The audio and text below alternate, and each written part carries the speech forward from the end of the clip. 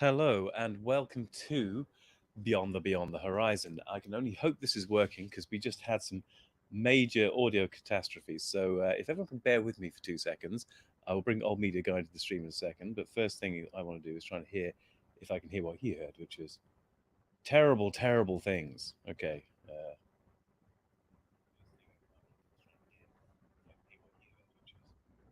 Terrible, terrible things. Okay. Certainly, absolutely clear as a bell for me at the moment.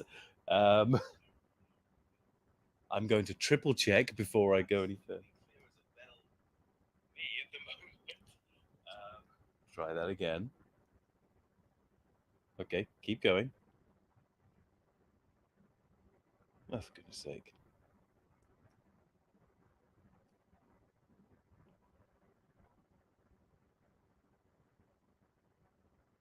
There's a tiny bit of flutter if I do it through my headphones, but nothing major. Okay, so for me, that sounds fine.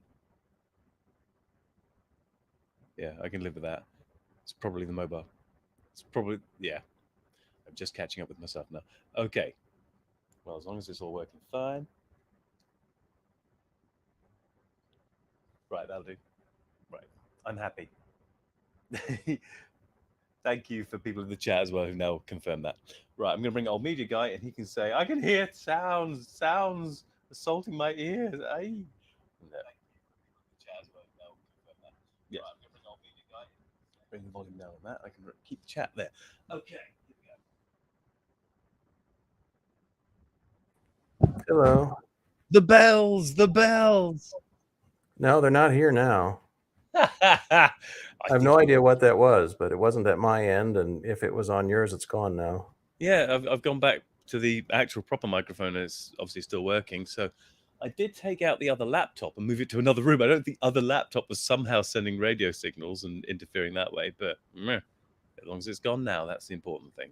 Well, as Words and Pictures says, you're not using homeopathic technology. Oh yeah, that's something I forgot to mention. Is I've had COVID for the entire week. Today I'm virtually.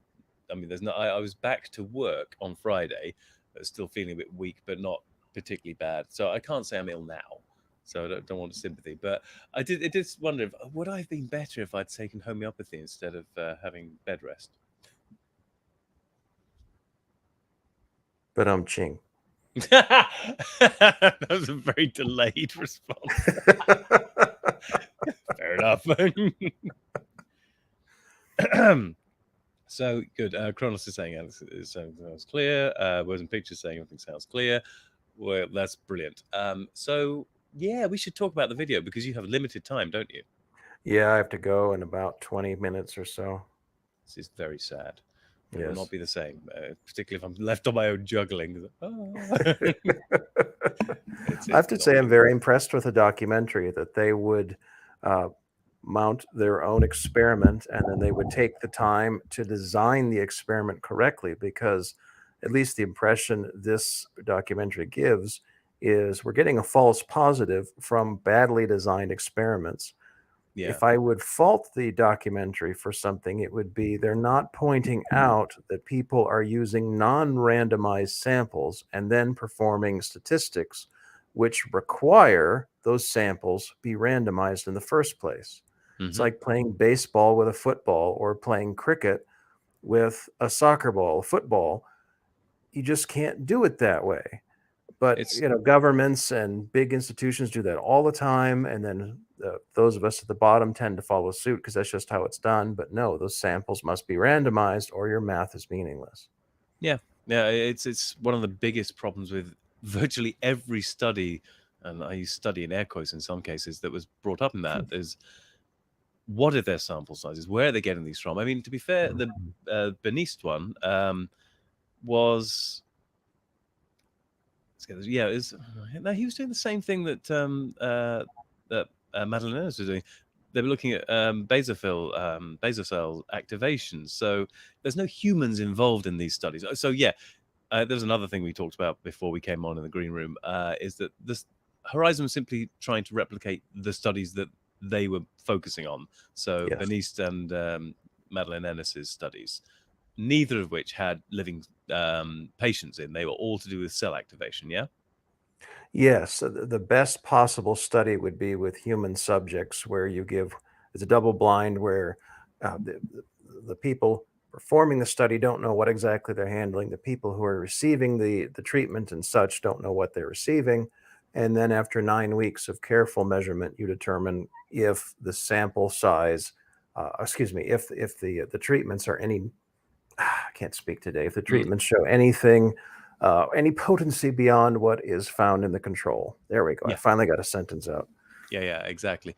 In this case, of course, there are no humans involved in the main studies here, so it is simply down to how the experimenters conducted their experiment, and that is, of course, what we see James Randi tearing apart. Well, James Randi, the editor of Nature, plus the extra doctor whose name, the extra scientist, I should say, whose name escapes me, that trio completely blew their experimental process apart by blinding it, which is what.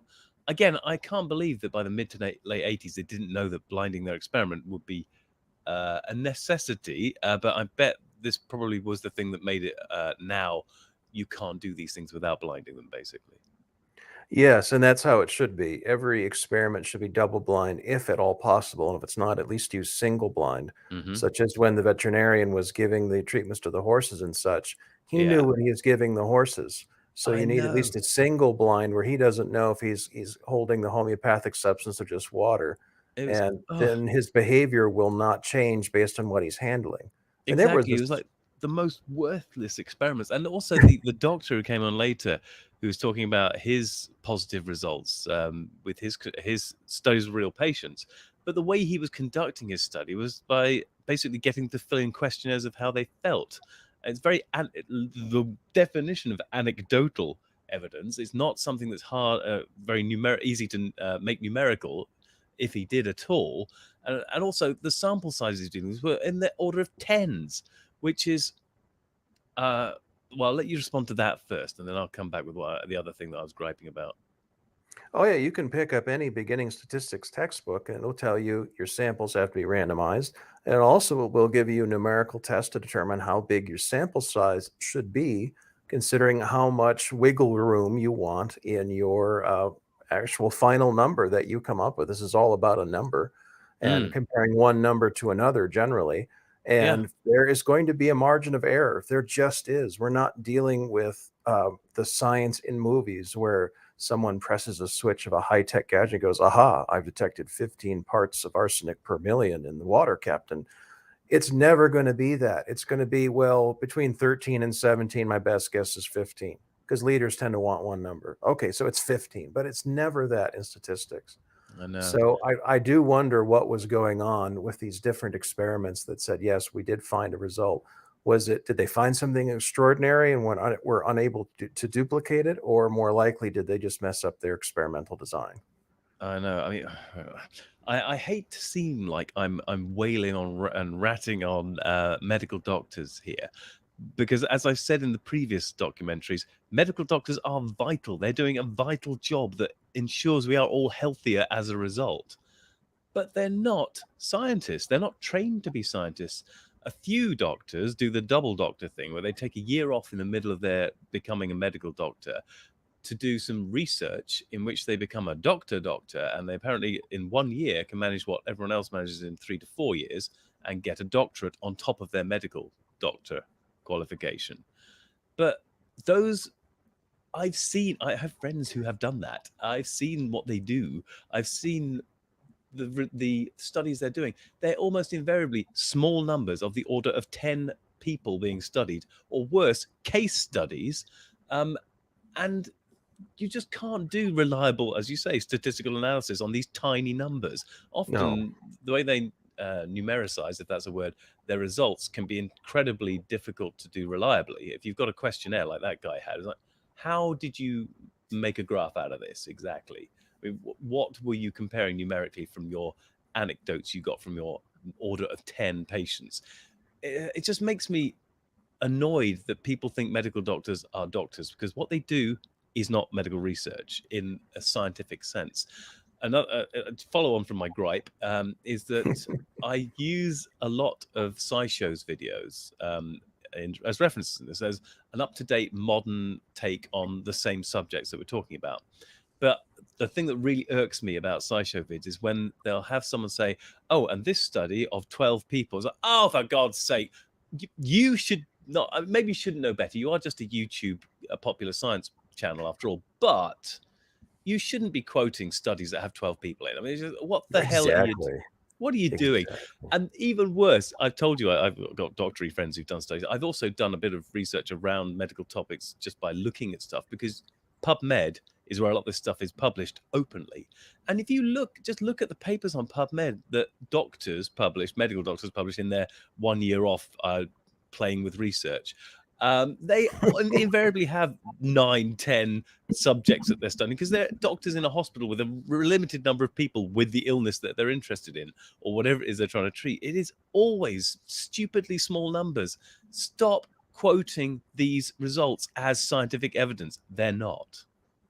Yes, small sample sizes that are not randomized, those should always be suspect. And I do have to fault the makers of this documentary for not saying that, but then maybe I shouldn't be, because they're not really here to explain statistics.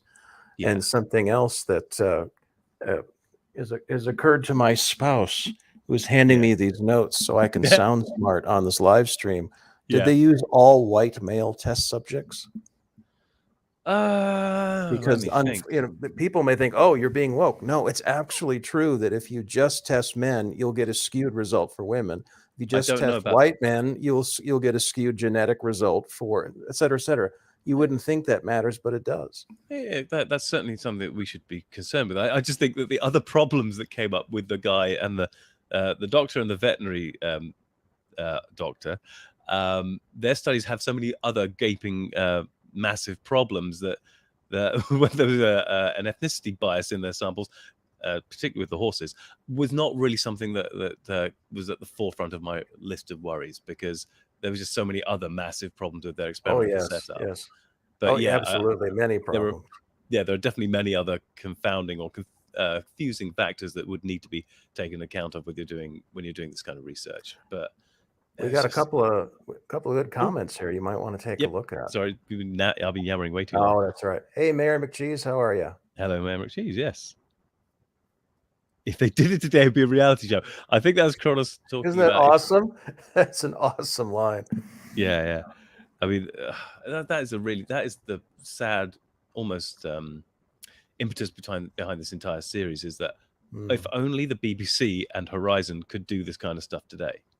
Yeah. They didn't do it all the time, but when they did pay to have science done again, that was just gold dust. I mean, that was... absolutely, yes. They should keep doing that. Yeah, but they never, as far as I know, they definitely don't. I mean, I've seen them since about 2012. I mean, I've seen the odd one or two since 2012, but they were just generally so personality-led and lacking in actual science content. They're definitely not going to be doing an experiment, because they can barely regurgitate other people's science content. Oh, yeah. Most people nowadays are content to regurgitate what they saw on CNN or Fox or MSNBC or the BBC. And it's like, really? Do you think that's a good way to get your news? Because that sounds like a pretty horrible way, all things considered. Yeah. It is a shame, though. The kiosk has mentioned that when the pandemic happened, good science medical professionals left the field. Same as when mandates cause good cops to quit. Only the so-and-sos remain. There is truth to that. I wish there weren't. Yes. It is a shame when other stuff gets in the way of the science. Yes, absolutely. And including, how does one put it? Cheerleading for one's own side, quote unquote, which the amazing Randy is just as guilty of as the rest of the human race. Yeah. And, no more than anyone else, really. I mean, he was to say, oh, this is some people will take this documentary as a triumph for materialism, and I'm like, no, it's got nothing to do with material. I can see, if you're a materialist, I can see why you'd be happy with this. Yeah. But it's not about that. It's about what's the truth, and people who want the truth, regardless of what they believe religiously or philosophically or what have you, they're going to be happy just to see the truth. Maybe a little disappointed if they invested in homeopathy, but Yeah, Randy is a little bit too extremist in his skepticism. That's true. I mean, that is his shtick. I mean, I am a skeptic all the way through.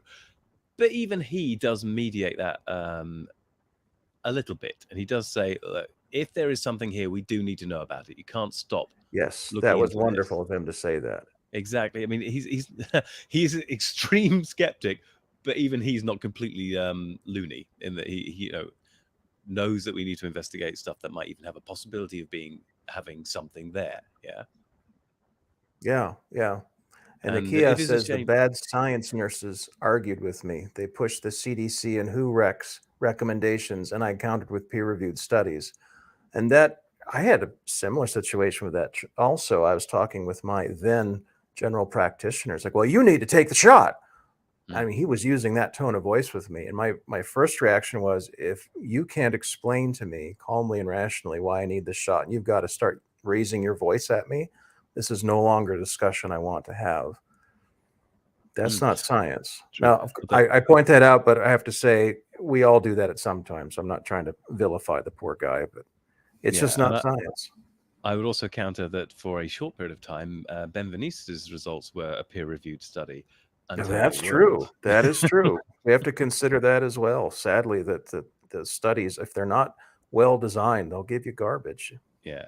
And there's another one I will show. I'm not going to do this as the next one because I'm going to do something less wacky for the next one. But at some point, we'll do the Bible code because, again, there was a peer-reviewed result for that too. It got into the journal because no one on the initial peer review could find the fault with it. But in the end, there was massive faults with it. So, but it just took a little bit more. Yeah, I'm looking forward to that one. I am. It's certainly an interesting one. Yes. Because you'd love it. It's maths all the way down. Yes, and there's also the theological angle, which is, why would you spend all this time looking for code in a text that you're unwilling to read? Yes. It's full of words telling you stuff. Why are you Yes, it's full of words like, don't kill other people just because you don't like them. That's bad. Yeah. No, there's a code in here. I've got to find it. Oh, yeah, that's clearly the most important thing. Yeah, that does make me chuckle too. But that sounds. My beating up of medical doctors. But I should restate that medical doctors are incredibly valuable for what they do. And we talked about the other time, medical doctors, GPs who know when they've reached the limits of their knowledge and put you onto a specialist in a hospital, incredibly valuable. And that's exactly what they do when they're at their very best. But they're not researchers doing biomedical science, which is who really should be doing this kind of research. Well, it's kind of sad we've lost touch with the 7 deadly sins, which some people said, "Wow, it's just medieval superstitions." Like, well, it's actually early psychology, and perhaps the reason we don't want to look at it is we all have the sin of pride, and I don't mean homosexuality here. I'm talking about believing that I am better than everybody else because I'm me. We all have that feeling, and we all know it leads to destructive ends in other people. And we don't want to see it in ourselves. So we say, no, I'm not going to look at that because I'm wonderful. Well, you're not. You are and you aren't. And that applies to me and everyone in the whole world. And if we were a little bit more humble, perhaps we wouldn't get into some of these messes. True. This is why I always overemphasize, perhaps, my own inadequacies in my own fields, and particularly when I'm not talking about something in my own field. But even when I'm talking about physics, I'm there going, look, my knowledge here is incredibly limited. I try never to lose track of the fact that I know the limits of my knowledge, and the limits of my knowledge are very, very small. And the rest of the stuff that I don't know is very, very large. Yeah. And then there's the fact that, like, something I saw the tail end of as I was growing up, the medical professionals would say there's no evidence that such and such old wives' tale / old wives' remedy actually works. And then you find out no one's bothered to do a study on it because there's no money behind it. And then, what even a bigger twist, it turns out some of those old-time methods of relief actually do work. Yes, and in fact, I should say, for those who want to know more, go and look at some of those SciShow videos, because some of them have been done very well in terms of looking at old wives' tales, as you would call them, that have now subsequently found that they have some medical benefit, and there's an actual scientific basis for them, their mechanisms, how they actually affect cure, if you like, or at least relieve symptoms in many cases. But several generations of predominantly male scientists said those old women don't know what they're talking about. In fact, they don't know to such an extent we're not even going to bother to test. We'll just tell everyone they're wrong. Yeah. That's not science either. No, of course not. Of course, they were medical doctors. They were medical doctors, yes, but not scientists. Yeah, the idea that you can get a degree and some letters after your name, and therefore all of the faults you had before are gone, and you've somehow ascended to a higher level of godhood. That is something that if I had the old magic wand, that's what I would use. It does, just forget that. You need to be humble, even if you know a lot, because if you know a lot, it's probably about one thing. Yeah, and a very small thing in a vast ocean of the rest. Yes. And Kronos was asking, where do you have a homeopathic level of alcohol? He's asking Kiosk. I like the idea that you could dilute alcohol as many times as they were diluting it, say one drop in the ocean.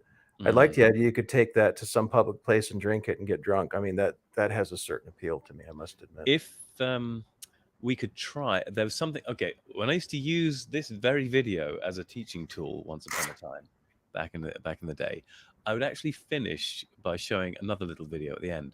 Do you want me to be showing it right now? Yeah, go ahead. All right, we may end up with a copyright strike. Let's well,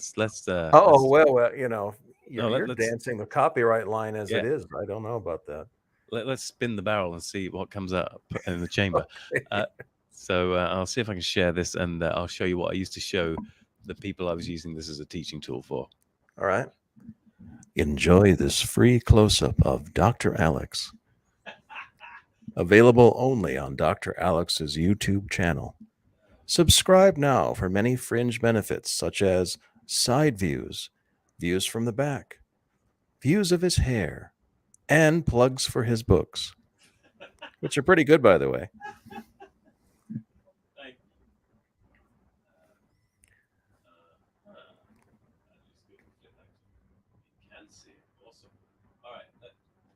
Let's see if this works.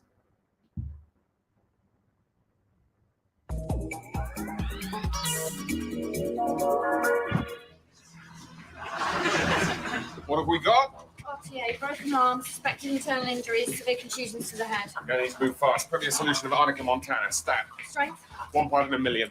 I'm sure it looks serious. You're right. We need to strengthen the dose. 1 part in 10 million. On it, doctor.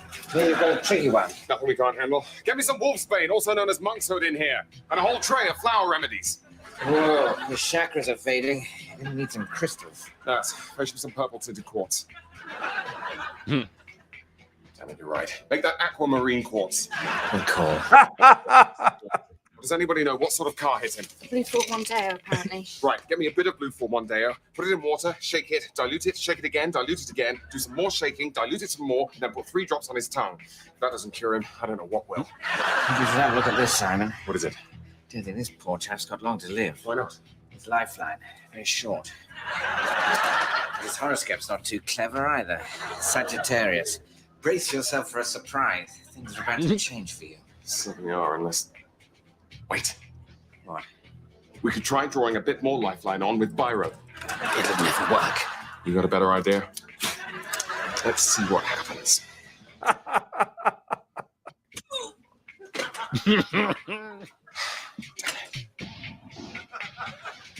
Time of death, 3:34.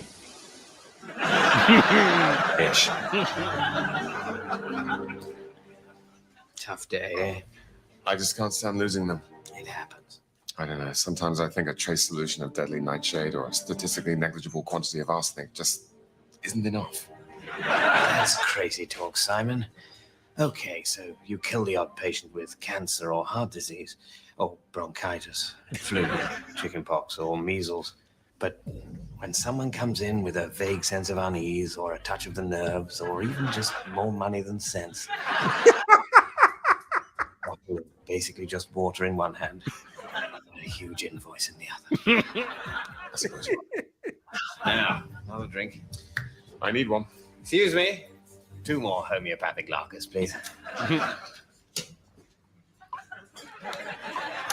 That's what reminded me about it.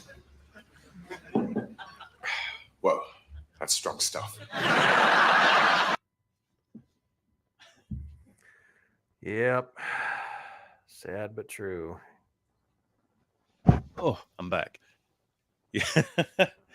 Yes. It was, yeah, somebody in the chat was talking about homeopathic alcohol.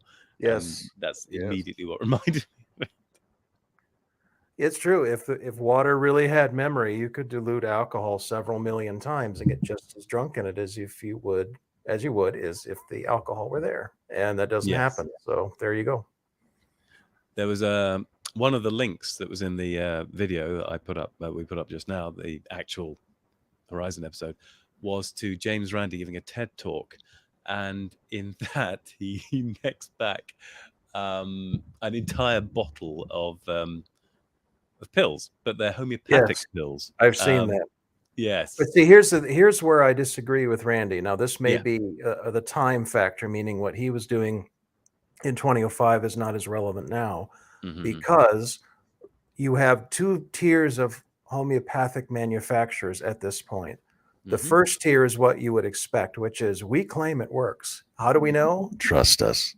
The second tier is the one who pays a third party to test what's actually in the pills. So they can show you documentation saying, yeah, this actually has what we say it has. And then you can try them for yourself and see if it helps.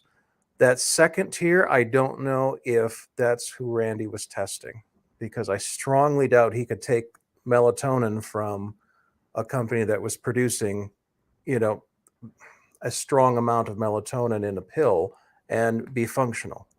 Yeah, but we had a little chat about this. I don't think that would technically be homeopathy if it's got large amounts of an active ingredient in it. Certainly not by if we go on the historical description as given in the Horizon episode, which developed in the 18th century from memory, and eventually it came down to dilutions. If that's homeopathy, then actual pills with something in are not going to be the problem. I'm sure what he was demonstrating was not a pill with something in. It was a homeopathic pill by the standards of what we saw in the documentary, essentially. So it should have nothing in it left except sugar, which obviously the pill has some bulk to it. But anyway, he quaffs back a whole bottle of these pills, and it talks about the dangers of overdose, which is written on the pill bottle itself. But then he points out that everyone was fine taking the homeopathic pills until the day they forgot to take a pill, and then they overdosed. Was a brilliant joke. I did love that joke. That's a good joke. Yes. Yeah. In America, homeopathy refers to the pills of melatonin, et cetera, as well as these hyper dilutions of substances. So maybe that's the difference, just American versus British English. Yeah, it may be a marketing thing. Could be a marketing thing too. Yeah, it wouldn't be the first time an American used a word improperly in marketing. That was exactly the thought going through my head. But yes. Oh, yeah, fair enough. Well, unfortunately, it is my time to depart. Darn it, I knew that was going to be the case. Yeah, but sorry about that. Unless somebody else leaps into the chat, I can't really do this on my own. But I think we have covered most of the things I wanted to talk about, even if it was very quickly and I yammered very fast. Well, but is there anything else you'd like to say before you have to run? No. It's a fun documentary. I look forward to the next one. I'm also looking forward to the Bible Code one because it sounds very fascinating. I'm going to do a proper, not an expose one as the next one, just so we don't have an expose every week. But yeah, we'll do the Bible Code soon. Okay. Talk to you later then. See you soon. Thank you for coming. And then there was just me. And I think, well, it's probably going to be me stopping the whole thing, unless there was... one of the links in the chat was... I'll show this as a sort of a run out, unless somebody else leaps into the chat, into the stream, which is open. The link is at the top of the chat for anyone who wants to come into the stream. I'll run a little bit of the Uri Geller on Carson. You won't see James Randi there, but James Randi was the one who was consulted on how to set up the experiments that Uri Geller was then asked to try at and have a go at. I'll run a small section of it because it is like a 20-minute video, but it is just, I just feel buttock clenchingly awkward watching it, because you can just see inside Uri Geller squirming as he utterly fails to demonstrate any psychic powers to a massive audience live on TV. But even better, Khan is helping him.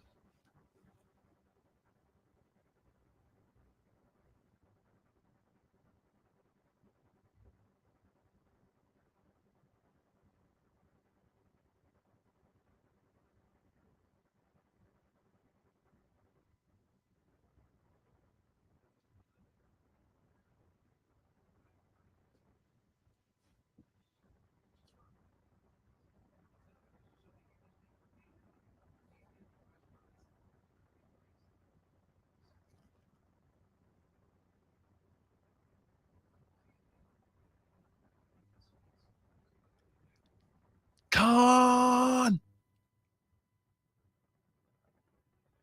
Otherwise known as Ricardo Montalban, of course.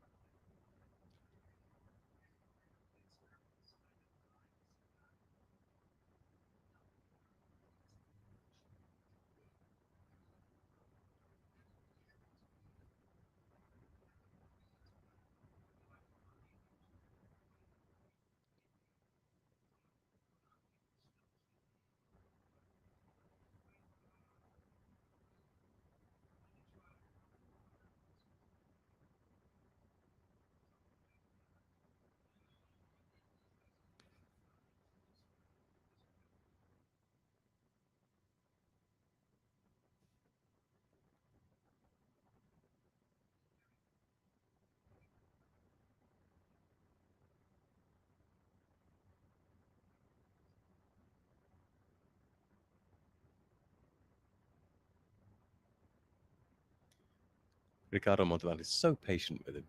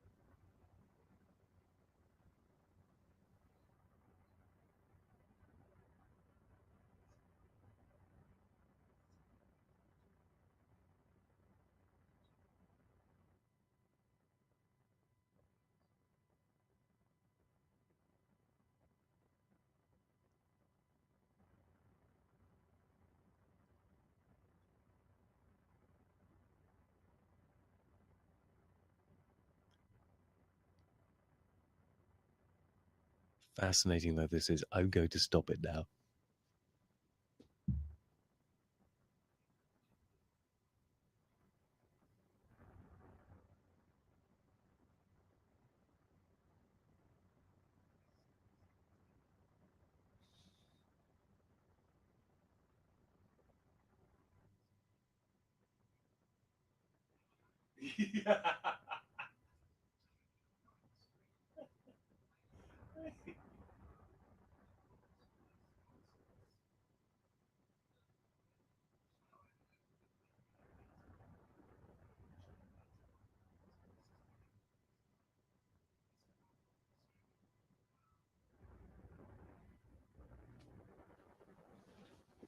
Spoilers, it didn't bend anymore. But yes, that's the amazing Uri Geller.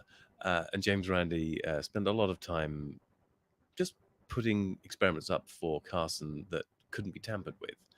And it seemed to have a problem, therefore have a problem for Uri Geller, or Uri Geller had a problem with those. Okay, so a quick leap back into the chat because I accidentally closed it. There's no spoon. Thank you, Words and Pictures. Yes, there is no spoon. Well, at least is enjoy the clip. No audio. Oh no, really? Was there no audio? Words and Pictures, you still with me? Oh no, hang on. Wait a minute. I think I know what's going on.